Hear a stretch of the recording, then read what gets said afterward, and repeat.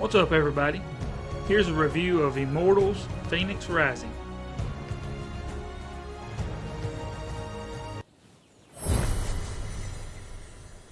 We'll start off looking at some of the mechanics of the game.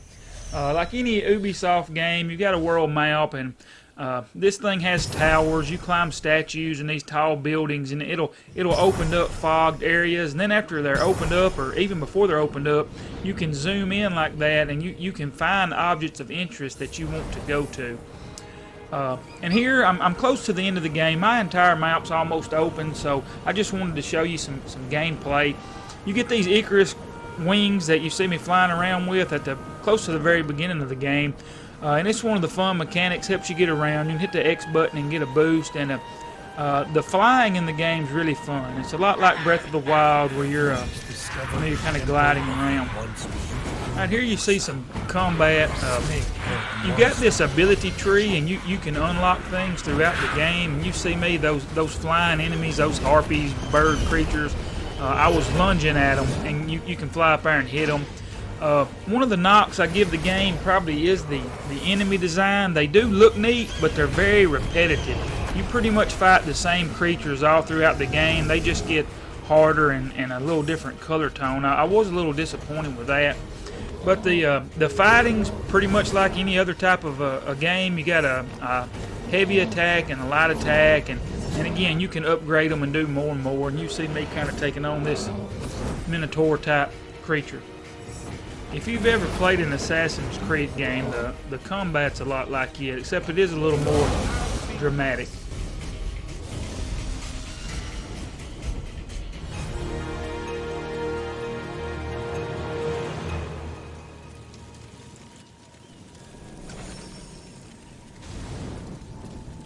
Right here you see a little bow and arrow puzzle. You can actually guide the arrow. That's another unlockable. You guide them through these little circles, and then always at the end you kind of light up a little bonfire, and then you get these coins that you can spend to upgrade your abilities, like I was talking about earlier. Athena aided Perseus to behead the monster, for Medusa had bragged that she was as beautiful as Athena. Of course! Athena does all the work and the mortal takes the credit. You can see that treasure's kind of blocked out. That's another puzzle in the game, and I'm fixing to unlock it. There's a whole lot of really cool puzzles. This one had me where I had to shoot these things and then flip a switch, and then I'm fixing to have to find a block and put on a pressure plate that'll unlock it. And then when you unlock it, you get like some cosmetic items. Most of the puzzles or the treasure chest in the game hide on cosmetic items, different colors, different looks. That's a big part of the secrets if you're into it. I got a little bored of it by the end. I didn't unlock everything because I had so much going on already. But the puzzle design and some of the dungeon designs, they're excellent. I will give them credit on that. I had to do a lot of thinking to get through some of the dungeons and to figure out some of these puzzles.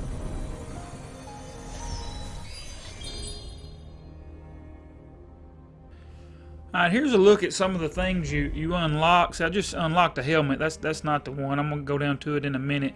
But you can see all the stuff I've unlocked. And again, I haven't unlocked everything. I kind of got tired of it. I kind of picked the look I liked and went with it. But there are options for days, and you can pretty much make your Fenyx however you want. You can also choose a male model. I just went with the female was the default, and I just kind of went with it. But here I'm just kind of showing you some of the clothing options. Besides the helmet, you can change her attire. Options for days.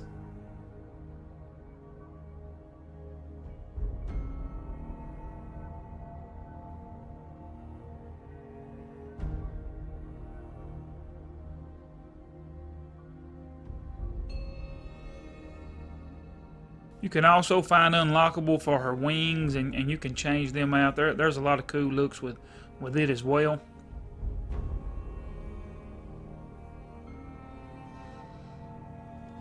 And you find different steeds, rides, whatever you want to call it, all throughout the game. and their stamina is different. So I found this epic unicorn, and I've been kind of using it. But there's all sorts of neat stuff in the game, all sorts of unlockables.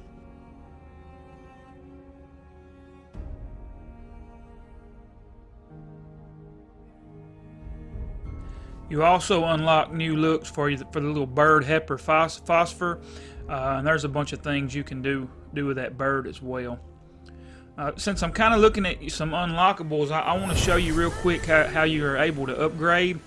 This is your home base. You can come back here.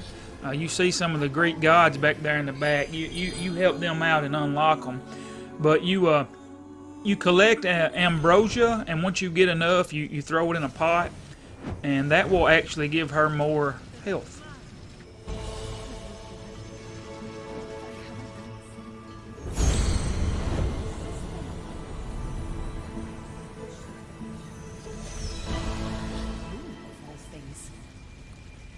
And then as you fight, you unlock all these different things you can use, these diamonds, minerals, I don't know what they're called to be honest, but you can upgrade your weapons and your armor.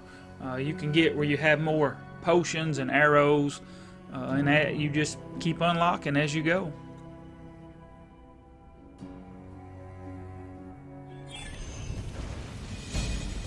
Upgraded my potion pouch, I guess you would call it. Always been selfish with my wisdom, but now. And here's where you pay the coins there. You unlock more abilities, and you collect Zeus's lightning bolts, and you can get more stamina. But we'll get back to the game here. Just a couple more mechanics. Now there's a lot of areas that's just kind of off the map. They don't even have anything to do with the main story, and you can do these optional story quests. And here's one I found where I'm actually fixing to find the legendary monster boss Medusa.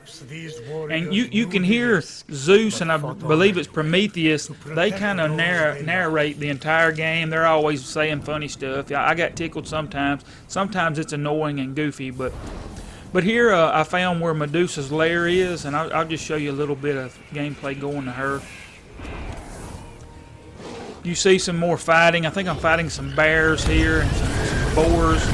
Again, like I said, it's repetitive. Those are some of the first guys you fight, and you just keep fighting them over and over again. Just these guys got a little purple and red on them. But the combat, it is fun. I enjoyed fighting.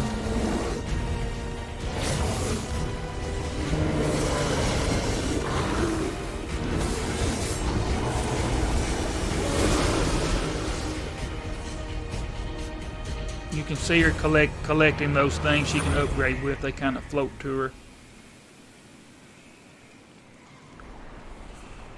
You can hit X and it make her run a little faster with her wings. Some more fighting. Of course, you run into the random roosters and chickens every now and then. You got to fight. And I've mostly been fighting with just the weapon, but you also have an arrow. I shoot this guy here. It's just slower paced. But as far as the game goes, yeah, it was a lot of fun. I just finished Assassin's Creed before it, so I think I was burnt out a little bit.